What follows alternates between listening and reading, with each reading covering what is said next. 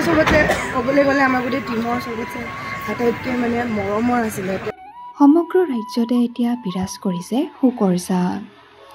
জনপ্ৰিয় ধাৰাবাহিক বেহাৰবাৰী আউটপোষ্টৰ ফাইলৰ বসুমতাৰীৰ কৰুণ মৃত্যুৰ খবৰে এতিয়া সকলোকে কন্দুৱাইছে।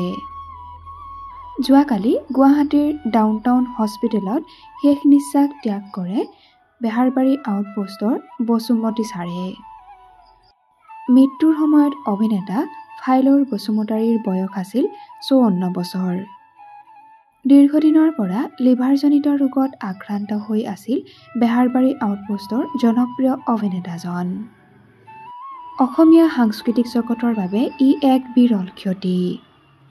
অভিনেতা হোৱাৰ উপৰিও তেওঁ আছিল বড়ো জনগোষ্ঠীৰ গায়ক, গীতিকাৰ, সুৰকাৰ।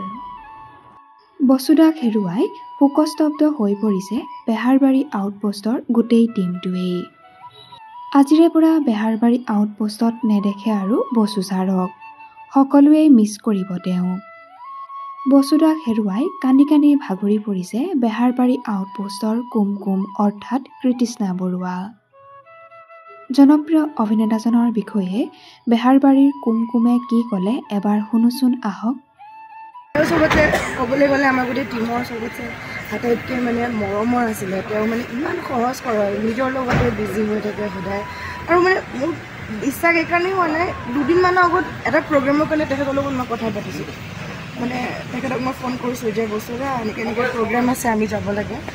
তেখেতে মানে মোৰ লগত পাতিছে প্ৰগ্ৰেম কৰিব যাম বুলি। বাট ঘপককৈ দুদিন পিছত তেখেত যে নাইকিয়া হৈ যাব মই কেতিয়াও ভবা নাছিলোঁ। তেখেতে কৈছিল মোৰ তাতো অসুস্থ, তথাপিও মই কৰিম দে প্ৰগ্ৰেম। তেখেতে মই তেনেকৈ কৈছিলোঁ, কিন্তু মোৰ বিশ্বাস হোৱা নাই।